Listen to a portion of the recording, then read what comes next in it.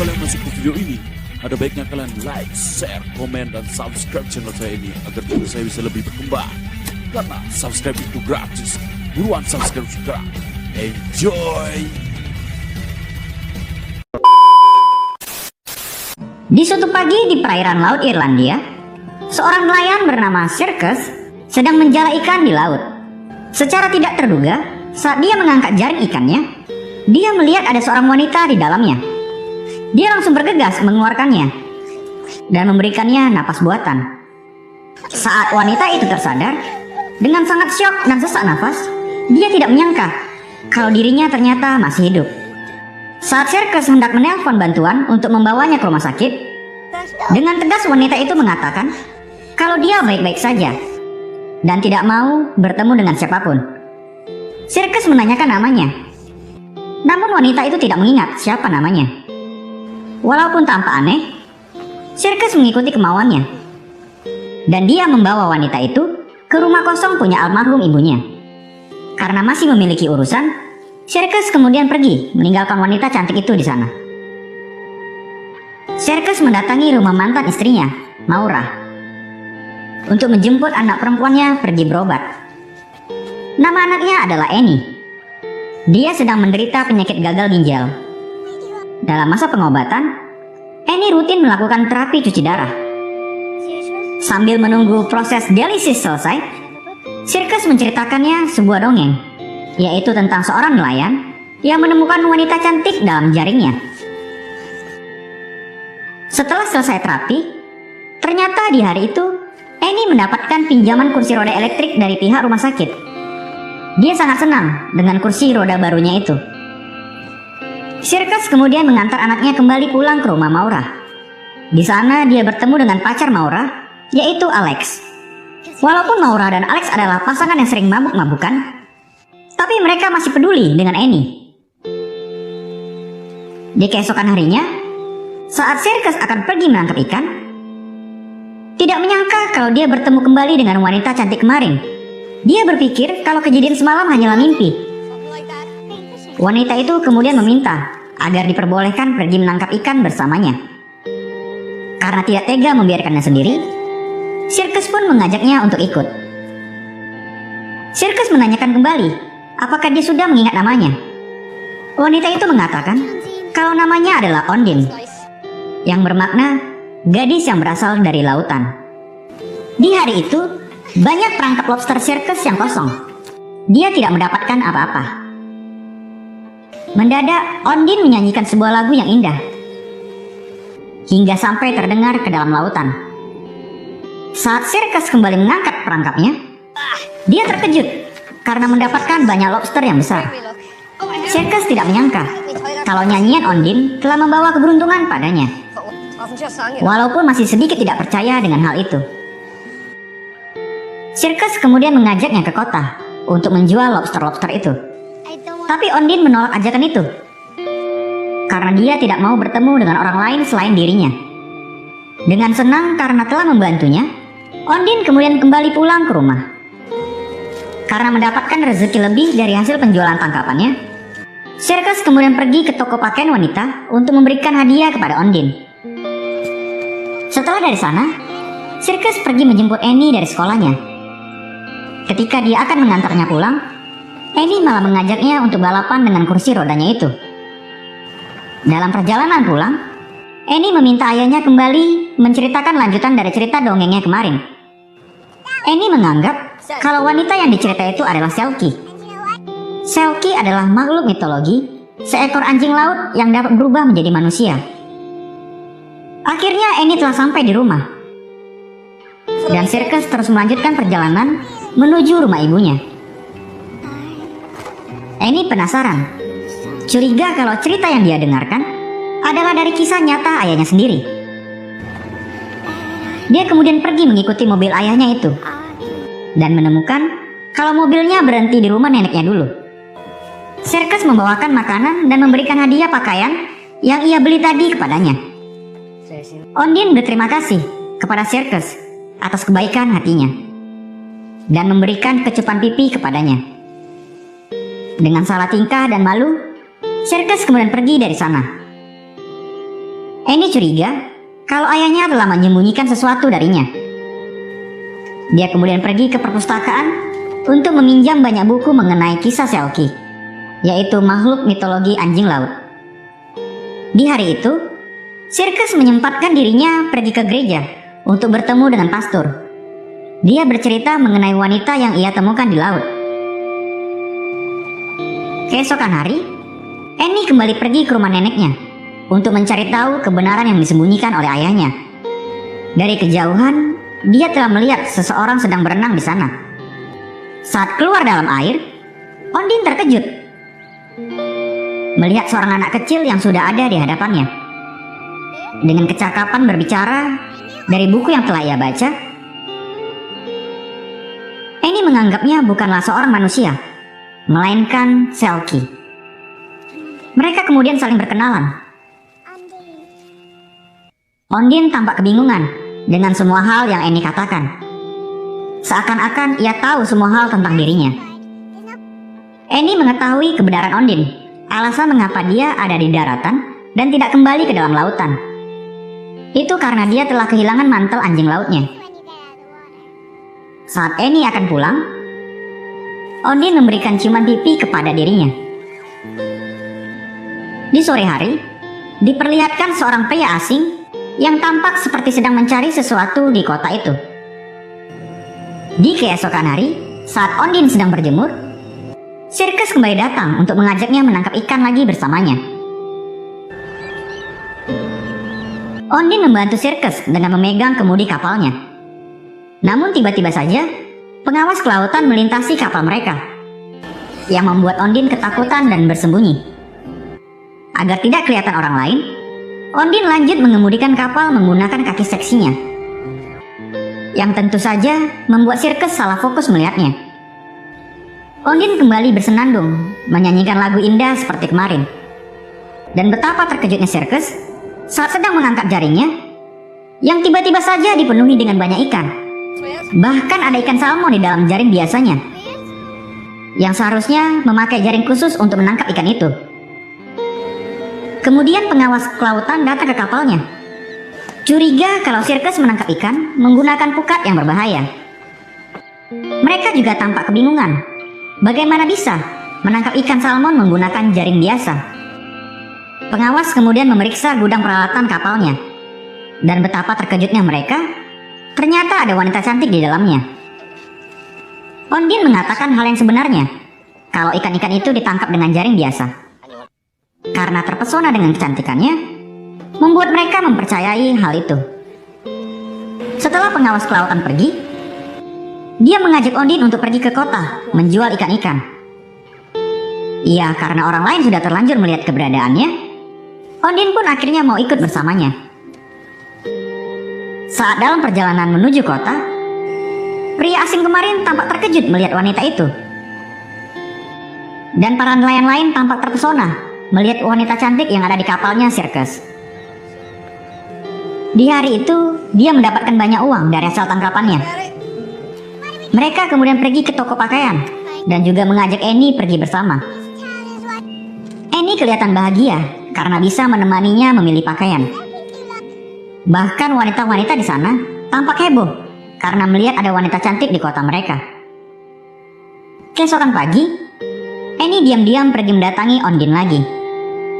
Mengetahui Annie yang tidak bisa berenang, Ondine kemudian mengajari dia berenang bersamanya. Saat sudah di dalam air, mendadak Ondine panik karena melihat sesuatu di dalam laut. Dia sangat terkejut dengan apa yang telah ditemukan. Annie mengatakan kalau itu adalah mantel anjing lautnya, dan meminta Ondine untuk menguburnya di dalam tanah, agar dia bisa tinggal 7 tahun lagi di daratan. Seperti itulah legenda yang ia baca di bukunya. Ondine pun mengikuti kemauan Annie, dan mengajaknya untuk mengubur benda itu bersama, di pekarangan kebun bunga neneknya dulu. Dia meminta kepada Annie untuk merahasiakan hal tersebut. Di hari itu, Sirkus mengajak mereka berdua ke acara festival di kota. Saat di kapal, Annie menceritakan kisah Selkie kepada ayahnya, dan meminta agar Ondine mengakui kalau dia sebenarnya adalah Selkie. Tetapi dengan tegas Ondin menyangkal kalau dirinya bukanlah Selkie. Di acara festival, pria asing kemarin sedang sibuk mencari wanita yang dia lihat kemarin. Ketika telah sampai di acara festival, Annie meminta bukti kepada Ondin kalau dirinya memang bukanlah Selkie. Dengan mengendarai kencang kursi rodanya, Annie dengan sengaja menjatuhkan dirinya ke dalam laut. Ondin langsung bergegas melompat untuk menyelamatkan Annie. Circus pun panik dan segera berlari menyusul mereka. Dan akhirnya, Annie berhasil selamat dari kejadian itu. Dengan menggigil kedinginan, dia berkata kepada ayahnya kalau Ondin bisa bernafas di dalam laut. Ondin tidak menyangka kalau Annie berani nekat melakukan hal itu. Circus kemudian mengantar Annie pulang ke rumah Maura dan mengatakan kalau dia terjatuh karena mengejar bebek di sana. Dia kemudian juga mengantar Ondin pulang ke rumah ibunya. Circus menceritakan kepada Ondin mengenai pengalaman hidupnya dulu, yaitu dia seorang pecandu alkohol yang membuat dirinya sampai tidak mendapatkan hak asuh anaknya. Karena penyakit yang diderita ini membuat hidupnya berubah. Di malam itu, Circus tidak bisa menahan aura kecantikan Ondin, hingga akhirnya mereka melakukan hubungan seksual bersama. Ondin merasakan kebahagiaan saat bercinta bersama Circus. Di derasnya hujan, dia pergi membasahi tubuhnya. Keesokan hari, Circus kembali menemui pastor, dan dia melanjutkan cerita mengenai wanita yang ia temukan kemarin, dengan jujur mengatakan kalau dia takut kehilangan wanita itu. Sepulang dari sana, mendadak pria asing kemarin telah berada di depan gereja. Dia menanyakan mengenai wanita yang ada di kapalnya, dan Circus mengatakan kalau dia adalah pembawa keberuntungan hidupnya. Kemudian pria asing itu langsung pergi meninggalkannya. Di hari itu, Circus kembali pergi menemani Annie melakukan terapi cuci darah. Saat telah tiba di rumah, ternyata Maura tidak ada di rumahnya. Tetapi Annie tahu di mana keberadaan ibunya, dan mereka berdua kemudian pergi ke sana. Ternyata ibunya sedang berada di bar bersama dengan pacarnya Alex. Mereka sibuk bermain biliar dan bermabukan. Circus meminta agar Annie bisa tinggal bersamanya satu malam. Namun Maura tidak mengizinkan.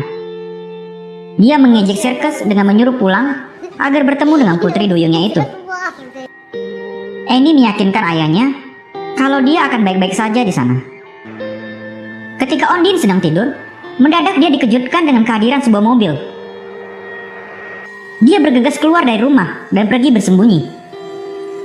Ternyata yang datang adalah pria asing kemarin. Dia telah mengetahui keberadaan Ondin tinggal. Saat Circus tiba di sana, betapa terkejutnya dia karena keadaan dalam rumah itu sudah hancur berantakan. Dia langsung pergi berteriak mencari keberadaan Ondin.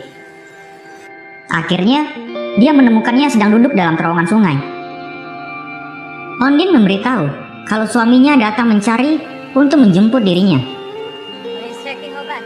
Circus kemudian memintanya untuk membuat permohonan agar suaminya pergi dari sana, seperti apa yang Annie ceritakan kepadanya. Tapi Ondin malah membuat permintaan agar Annie tidak sakit. Circus tersanjung dengan permohonannya itu. Dengan emosi, pria asing tadi mencari keberadaan Ondin di kota. Dan secara bersamaan, Maura yang sedang dalam keadaan mabuk sedang mengendarai mobil menuju pulang ke rumah. Dengan bijak, Annie menggunakan sabuk pengamannya. Secara tidak terduga, tiba-tiba saja Maura menabrak mobil pria asing itu, yang membuat mobilnya keluar jalur dan menabrak pembatas jalan. Alex pacarnya terempat keluar dari kaca mobil, dan dia pun langsung mati seketika. Circus pergi mengajak Ondin pergi ke kota. Di dalam perjalanan, dia berhenti karena melihat ada kecelakaan. Betapa terkejutnya dia ketika melihat kalau itu adalah mobil Maura. Dengan panik dia berlari untuk melihat keadaan anaknya. Ondin juga tampak syok melihat kecelakaan itu. Dan pastor yang kebetulan ada di sana mencoba menenangkan Circus dan memberitahu kalau anaknya baik-baik saja. Saat telah tiba di rumah sakit, dokter memberitahu kepada Circus kalau Annie harus segera dibawa ke ruang operasi untuk segera dilakukan transplantasi ginjal. Karena Karena secara tidak terduga, Alex memiliki kartu donor dan ternyata memiliki jaringan ginjal yang cocok. Di rumah sakit, tak sengaja Ondine bertemu dengan si pria asing yang juga dapat perawatan akibat kecelakaan tadi. Akhirnya Ondine memberanikan diri untuk menemuinya. Dan pria itu meminta agar dia pulang bersamanya. Tapi Ondine memberitahu agar dia tidak mengganggu kehidupannya lagi. Di malam itu, operasi berjalan dengan lancar. Dan Annie telah sembuh dari penyakit gagal ginjalnya. Sirkus tidak menyangka kalau permohonan Ondine telah terwujudkan. Keesokan hari, Sirkus menemani Maura menaburkan abu kremasi Alex ke laut. Karena kecelakaan yang telah ia perbuat, Maura memberikan izin kepada Sirkus agar Annie bisa tinggal bersamanya. Tapi dengan catatan, Ondine tidak boleh bersamanya. Maura kemudian mengajak Sirkus untuk minum bersamanya. Awalnya Sirkus menolak, tapi karena Maura memaksa, demi menghormati pemakaman Alex, dia pun akhirnya mengikuti kemauannya. Hingga larut malam, Sirkus berada di bar. Candu alkoholnya kembali kambuh. Dalam keadaan mabuk, dia kemudian pergi menemui Ondine, yang sementara telah tinggal di kapal ikannya. Karena Ondine masih ketakutan dikejar pria asing itu, Sirkus kemudian langsung menghidupkan kapalnya dan membawa Ondine ke Pulau Mercusuar, tempat biasanya anjing laut berkumpul, agar dirinya bisa aman di sana. Setelah sampai di sana, saat Ondine sedang duduk termenung, dengan keadaan masih mabuk, Sirkus kembali ke kapalnya dan langsung pergi dari pulau itu. Ondine tersadar dan langsung mengejarnya. Tapi Sirkus memberitahu kalau manusia dan Selkie tidak bisa hidup bersama. Ondine pun menangis karena Sirkus pergi meninggalkannya di sana sendirian. Saat malam menjelang, Ondine melepaskan mantel dan sepatunya, dan dia pergi berenang meninggalkan pulau itu. Sirkus kemudian menjemput Annie dari rumah sakit dan membawa dia ke rumahnya.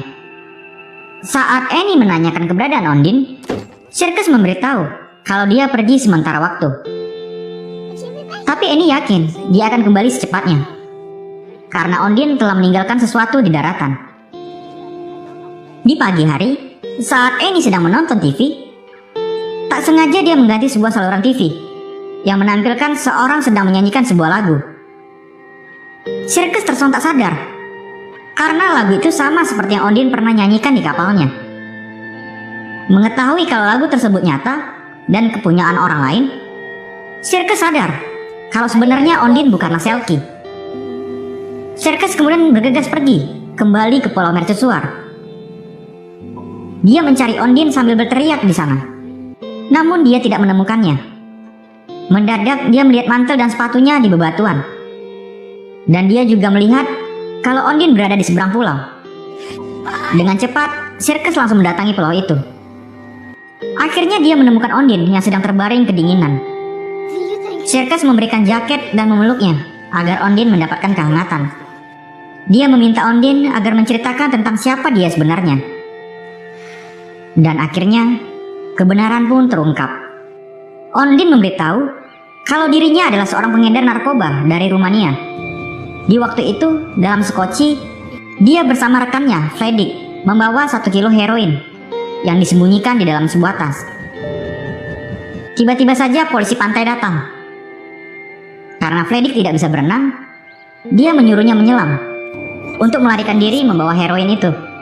Walaupun dia adalah perenang yang kuat, tapi akhirnya dia tenggelam ditaklukkan oleh ombak Irlandia. Berpikir kalau dirinya di hari itu akan mati, tiba-tiba saja jaring ikan menangkapnya. Dan Sirkus adalah orang yang telah menyelamatkannya dari kematian. Setelah mendengar kebenaran itu, Sirkus membawa Ondine pulang ke rumah bersamanya. Namun ternyata hal buruk telah terjadi. Fredrik sudah berada di dalam rumahnya. Karena sudah mengancam nyawa anaknya, Sirkus langsung menghajar Fredrik.